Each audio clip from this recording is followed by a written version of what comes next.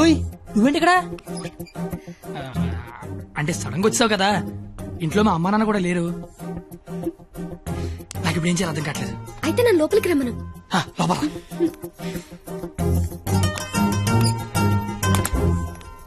ఓయ్ సడన్ గా ఎంట్రీ ఏంటి? ఇంకొక రోజు అయితే మనం పందెం గెలిచేస్తాం కదా. అది చెప్పడానికి వచ్చావా? మనం ఎలాగో గెలిచేస్తాం. ఆ తర్వాత లైఫ్ అంతా ఈ ఇంట్లోనే ఉండాలిగా. మా అత్తగారి ఇల్లు ఎలా ఉందో చూద్దామని. చూడు మరి. నువ్వు చూపించు. రా, ఇదే మా విశాలమైన హాలు. ఇగో ఇదే మా డైనింగ్ టేబుల్. నెక్స్ట్ ఐటమ్ ఇదే మన బెడ్రూమ్. ఛీ, ఈ టైంలోనా? అత్తయ్య వాళ్ళు చూస్తే బాగోదు. అయినా సిక్కులేదు నీకు. వచ్చిన బుజ్జ తల్లోడమ్మా. దై దై దై దై దై దై దై దై దై.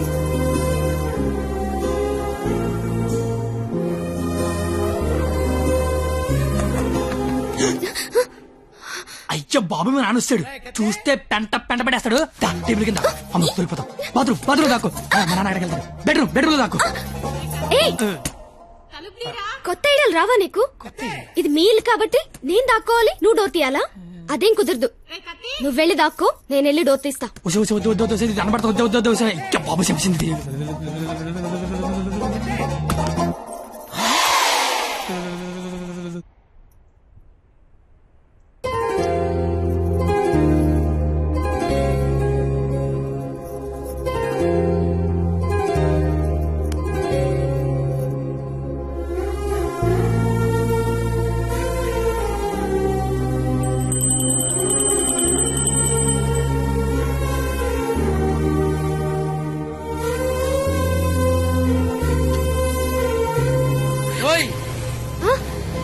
త్వరగా వెళ్తానత్తయ్య. వెళ్తాను కాదు, వెళ్ళొస్తాను అనాలి. వెళ్ళొస్తాను. బాయ్. ఈ ఒక్కరోజు గడిచేస్తే మనం పందెం గెలిచేస్తాం. ఆల్రెడీ గెలిచేసినట్టేగా. ఇంకా మనం లైఫ్ లాంగ్ హ్యాపీగా.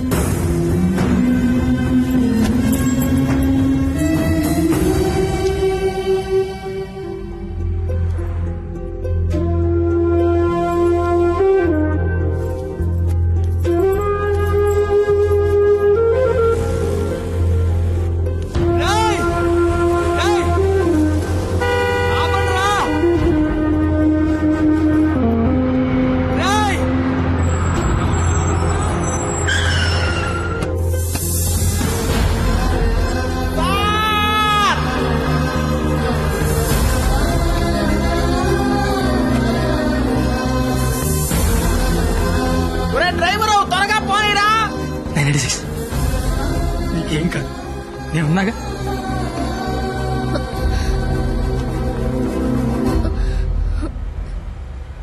బ్లడ్ వస్తుందా?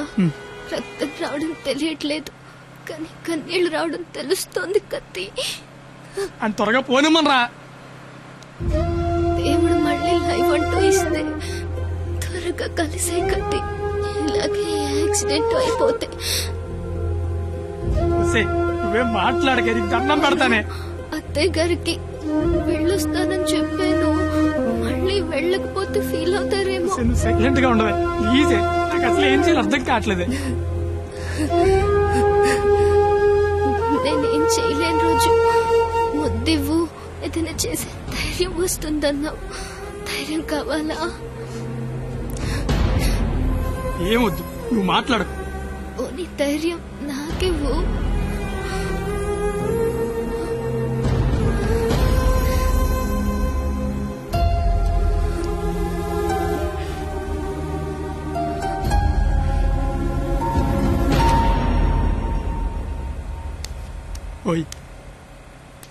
996 నిన్నే 996 నేను నీతోనే మాట్లాడుతున్నాను. వినిపిస్తోందా? 996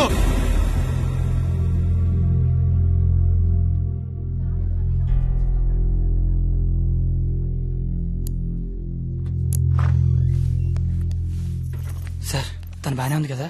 తనకి లెఫ్ట్ సైడ్ రిబ్స్ ఫ్రాక్చర్ అయ్యాయి. బ్రీతింగ్ తీసుకుంటున్నప్పుడు లంగ్స్ ఎక్స్పాండ్ అవడం కష్టంగా ఉంది. ఎంత టైంలో చేయించండి? Maximum 6 hours. సుమారుగా ఎంత ఖర్చు అవుతుంది? 3 lakhs దాకా ఖర్చు అవుతుంది. నాకు కొంచెం టైం కావాలి డాక్టర్.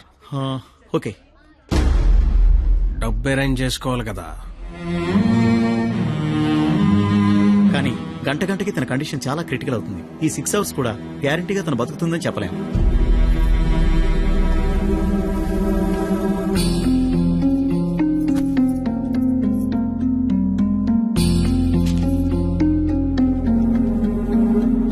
నువ్వు రాసిన అగ్రిమెంట్ కి, దాని ఆపరేషన్ కి 6 గంటల టైం ఉంది. ఈలోగా నువ్వు డబ్బు తెచ్చి కట్టు. మరో క్షణం నేను ఓడిపోయిన సంతకం పెట్టేస్తా. లేదా నేను ఓడిపోయిన నువ్వు సంతకం పెట్టు, మరో క్షణం నేను డబ్బు కట్టేస్తా. ఈ రెండిట్లో దేనికైనా నాకు ఒక్క క్షణం చాలు. నీకు 6 గంటలుంది. చూస్తా అది నా కూతురుగా బతుకుద్దో లేదా నువ్వు అనుకుని ఆ ప్రేమ బతుకు. ఏంటండి ఇదంతా? కూతురు అక్కడ చావు బతుకుల మధ్య ఉంటే అది ఇప్పుడేంటి? ఏ రోజైతే ఇలాంటి క్వాలిటీ లేని అలగా యదవను ప్రేమించానని చెప్పిందో ఆ రోజే నా దృష్టిలో అది బతికుందనుకోవట్లేదు. నా కూతురుగా బతికించుకోవాలనుకుంటున్నాను.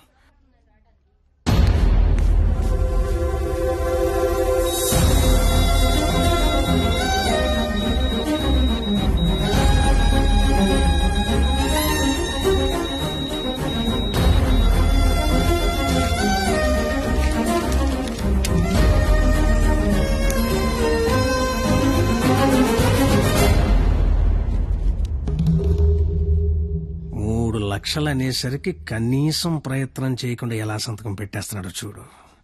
ఈడి ప్రేమ ఖరీదు 3 లక్షలన్నమాట.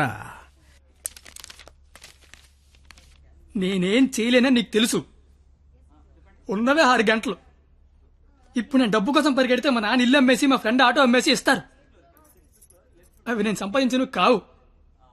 ఆ ఏడాదించోడు 25-50 ఇస్తాడు. అదెందుకు సరిపోదు. అది అక్కడ ప్రాణాలతో కొట్టుకుంటుంది. ఇప్పుడు నాకు ఈ పందెం కంటే దాని ప్రాణమే ముఖ్యం. గెలిచినోడు గురించి అందరూ చెప్పుకుంటారు, ఓడిపోయినోడు అందరికీ కారణాలు చెప్పుకుంటాడు. ఈళ్ళగా నీలాంటోడికి ప్రేమించాను అని చెప్పడం మట్టి మీద మట్టి అని రాసినంత తేలిక. కానీ అది నిలబెట్టుకోవడం నీళ్లు మీద నీళ్లు అని రాసినంత కష్టం. పో, ఇంకెప్పుడు నా జీవితంలో గానీ నా కూతురు జీవితంలో గానీ కనబడకో. పో. ఓడిపోతే కాళ్ల మీద పడి క్షమాపణ చెప్తానన్నావు.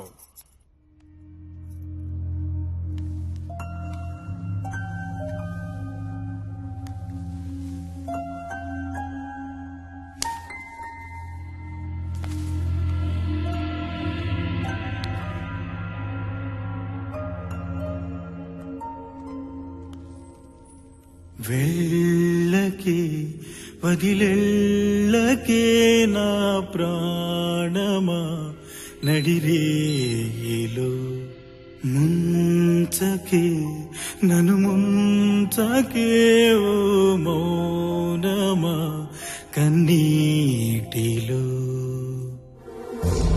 నన్ను గుర్తుపట్టారా? నేను సార్, మీ దయ వల్ల ఒక హాస్పిటల్ కి ఓనర్ని కాస్తా ఈ హాస్పిటల్లో డాక్టర్ గా జాబ్ చేస్తున్నా. మీ క్వాలిటీ దెబ్బకి బలైపోయిన చాలా మందిలో నేను ఒక్కడు సార్. గుర్తుపట్లా? అంటే ఇప్పుడు ఆపరేషన్ చేయబోయేది నేనే సార్, కానీ చేయటల్లా మానేశా. ఇప్పుడే నిమిషం ముందు నిర్ణయం తీసుకున్నా.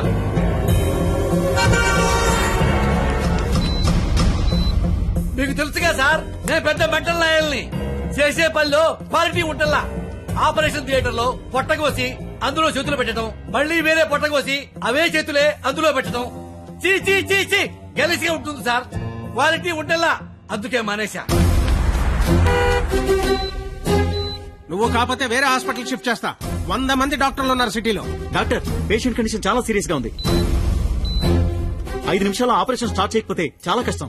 పర్వాలేదు సార్, వేరే హాస్పిటల్ కి షిఫ్ట్ చేస్తున్నారు. దారిలో ఎటు గ్యారెంటీగా చచ్చిపోయింది, అటుకుండా అటు ఇంటికి షిఫ్ట్ చేస్తారు. నేను మెడికల్ కౌన్సిల్ లో సెక్రటరీని. నేను తలుచుకున్నానంటే నిన్ను డాక్టర్ గా నా సర్టిఫికేట్ క్యాన్సిల్ చేస్తారు. మెడికల్ షాప్ పెట్టుకుంటా, లైసెన్స్ రద్దు చేస్తావు. వడ్డీ వ్యాపారం పెట్టుకుంటా, దాన్ని నాశనం చేస్తావు.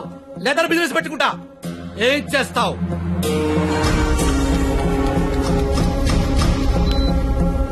ఈ అవకాశాన్ని వదులుకోను రాజా. నీ మీద కక్ష తెచ్చుకోవడం కోసం ఎంత దూరమైనా వెళ్తా. టాటా, చెయ్యు, బాయ్ బాయ్. పోనీ ఎంత డబ్బు కావాలో చెప్పండి, ఇస్తాను. ఏయ్! డబ్బిచ్చి ప్రాణాలు కొనుక్కునే కర్మ నీకుందేమో గాని నాకు లేదు. జీవితంలో క్వాలిటీ మరీ ఎక్కువైతే ఇదిగో ఇలా ఏడవాల్సి వస్తుంది. ఇలాగే ఏడవాల్సి వస్తుంది. మిస్టర్, దేవుడికి డాక్టర్ కి కోపం తెప్పించకూడదు. దేవుడు కోపం వస్తే డాక్టర్ దగ్గర పంపిస్తాడు. డాక్టర్ కోపం వస్తే దేవుడి దగ్గర పంపిస్తాడు. మరో 5 నిమిషాల్లో నువ్వు ఏడవబోయే ఏడుపు వింటానికి అదిగో నా రూమ్ లో వెయిట్ చేస్తుంటా. Good luck for me, bad luck for you. Thank you.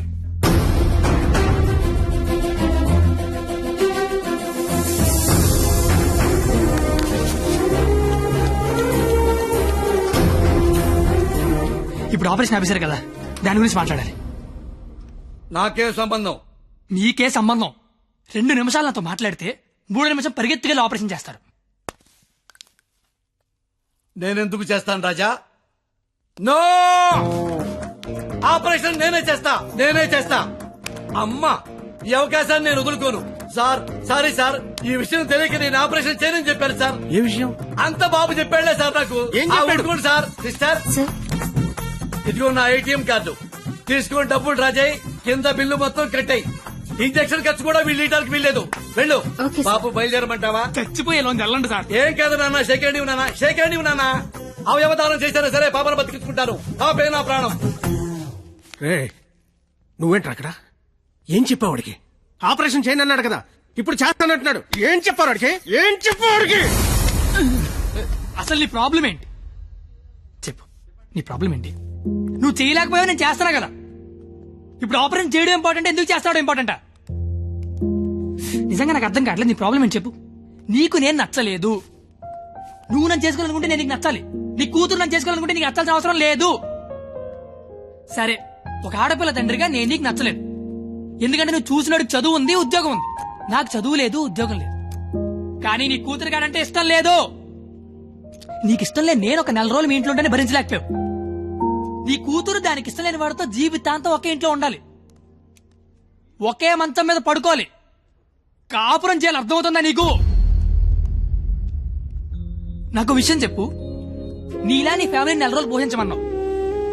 చివరిలో యాక్సిడెంట్ అయ్యింది, ఆపరేషన్ చేయించలేకపోయినా ఓడిపోయిన సంతకం పెట్టమన్నావు, పెట్టేశా. నీ కూతురు నీకిచ్చా. నువ్వేం చేశావు? ఆపరేషన్ చేయించగలిగావా? నువ్వు చేసింది అంటే నేను చేయలేకపోయిందేంటి? ఇప్పుడు ఇద్దరం గెలిచినట్ట, ఇద్దరం ఓడిపోయినట్ట. తనకి మన ఇద్దరం కావాలి. నువ్వు ఉన్నావన్న ధైర్యం కావాలి, నేనిచ్చే ఆనందము కావాలి. తను ఎగరాలనుకుంటోంది, ఎగరడానికి రెక్కల్లా నేనున్నాను. కానీ ఎగిరి ఎగిరి అలిసిపోతే వాలడానికి కాళ్ళలా నువ్వు ఉన్నావన్న ధైర్యం కావాలి. అసలు నీతో పాటు మా నాన్న కూడా కావాలి అని ఉండకపోతే దాన్ని పెళ్లి చేసుకోవడానికి 3 లేసిన చెప్పి పట్టదు నాకు. నిన్ను కాదు లేచాక దాన్ని అనాలి. చెయ్యి, ఇదంతా నీకు ఎంత చెప్పిన అర్థం కాదని తెలుసుకోవడం చెప్తాను. నాకైతే అర్థం కావట్లేదు. చెయ్యి, ఎంత వస్తువు తెస్తే. రాజా, కంగ్రాచులేషన్స్, ఆపరేషన్ బాగా జరిగింది. అమ్మాయి safe. Best of luck. Medical officer గారు, మీరు మీ భార్య లోపలికి వెళ్ళి చూడొచ్చండి.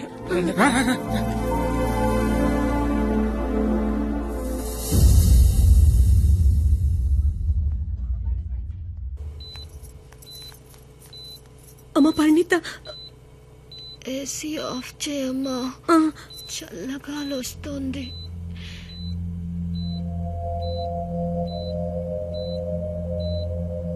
నిన్నొక అడగాలి నాన్న.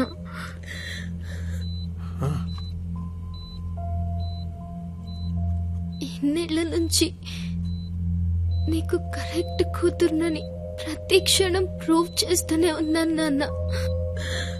పరిణిత కానీ నువ్వు నాకు కరెక్ట్ నాన్నవని ఒక్కసారి కూడా ఎందుకు ప్రూవ్ చేయలేదు నాన్న? ఆ మాట వినగానే చచ్చిపోవాలనిపించింది. చచ్చిపోయాను. నా కూతురికి ఇష్టం లేని తండ్రిగా. నా కూతురు వాణ్ణి చేసుకుంటే తండ్రిగా నేను ఓడిపోతాను. నా కూతురు గెలుస్తుంది. కూతురిని ఓడించి తండ్రిగా గెలవడం కంటే కూతురిని గెలిపించిన తండ్రిగా గెలవడమే కరెక్ట్ అనిపించింది. గెలిచాను. కానీ ఇప్పటికీ నాకు ఒక డౌట్ ఉండిపోయింది. చిచ్చి, నేనా? పైగా క్వాలిటీ లేని చీప్ లెక్కరా. మీరెక్క పూర్తిగా మారలేదు. ఏవండి, స్నానానికి టవల్ తీసుకెళ్లరా? నువ్వు కూడా ఈ వృద్ధిగా అల్లుడు గారు, ఆ రోజు హాస్పిటల్లో డాక్టర్ గారికి ఏం చెప్పారో చెప్పండి. ఎందుకులేండి, అయిపోయింది అయిపోయింది. మందేస్తే నేను చెప్తా. అచ్చే, హలో సార్, మా డైరెక్టర్ చెప్పిన ఐడియాలన్నీ మీవేనని మా సీఈఓకి తెలిసిపోయింది సార్. ఆ ఉద్యోగం నుంచి పీకేశారంట. సోమవారం నుంచి వచ్చి మీరు ఆఫీసులో జాయిన్ అయిపోతారా? ఓహో, ఇంకే అలాగే కాని మాయ గారు, నాకు ఉద్యోగం వచ్చింది మరి. Congrats congrats. ఇదిగో ఈ శుభ సందర్భంలో ఆ రోజు హాస్పిటల్లో డాక్టర్ గారికి ఏం చెప్పారు? ఈ శుభ సందర్భంలో ఆ రోజు డాక్టర్కి ఏం చెప్పానో నేను చెప్పను. మందేస్తే నేను చెప్తా. ఉండవా బాబు. రండి సార్. డాక్టర్ గారు నమస్కారం అండి. డాక్టర్ గారు, అది ఆ రోజు హాస్పిటల్లో మా అల్లుడు మీతో ఏం చెప్పాడో చెప్పరా? బాబు నా గదిలోకి వచ్చి నేనెందుకు చేయాలి?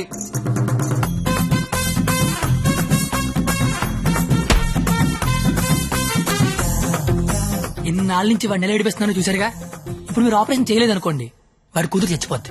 ఓ 2 నెలలు ఏడ్చి మర్చిపోతాడు. అదే ఆపరేషన్ చేశారనుకోండి, నేను గెలుస్తా. వాడికి అల్లుండి అవుతా. లైఫ్ లాంగ్ ఆడి తాట తీస్తా. రోజుకో సినిమా చూపిస్తా మావకి. ఒకే దెబ్బకి మీ కసి నా కసి 2 తీరిపోతాయి. వాడి మీద రివెంజ్ తీర్చుకోవడానికి ఎంత దూరం వెళ్తానారుగా. ఆపరేషన్ థియేటర్ దాకా వెళ్ళండి చాలు. అంత బంపర్ ఆఫర్ ఎవరు వదులుకుంటారు చెప్పండి? నేను వదులుకోలా. ఆపండి ఆపండి. జీపులెక్కి తగలన్నారు. నాకు బయట కనపడింది. అల్లుడు రాజా పండక్కి మాంగారు ఏం కనబోతున్నారు? మన రేంజ్ కి బెంచ్ కరెక్ట్. బెంచ్ మరి పాదలుగా. మళ్ళీ ఆదివారం వస్తాను. వెళ్ళినా tata, see you, bye bye. ఈ మాత్రం దానికే షాక్ అయితే ఎలా మావా? నీకు అద్భుతమైన విషయం చెప్పనా? నేను ఇంటర్ ఫెయిల్ రోడ్డు మీద ఖాళీగా తిరుగుతుంటే దారిలో కనిపించి అమ్మాయిని చూపించింది ఎవరు? నువ్వు. 996 అమితో మాకి బాలో భాష అంటే ఐ లవ్ యూ అని చెప్పింది ఎవరు? నువ్వు.